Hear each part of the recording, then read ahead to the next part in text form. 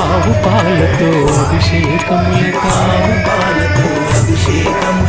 ఆవు పెరుగుతో అభిషేకములట,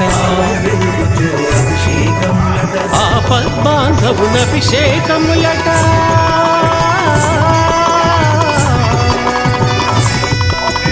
ఆపద్బాంధవున అభిషేకములట, అనాథ రక్షకున అభిషేకములట. అభిషేకము చూతమురారండి, మన అయ్యప్ప స్వామికి అభిషేకము చూతమురారండి.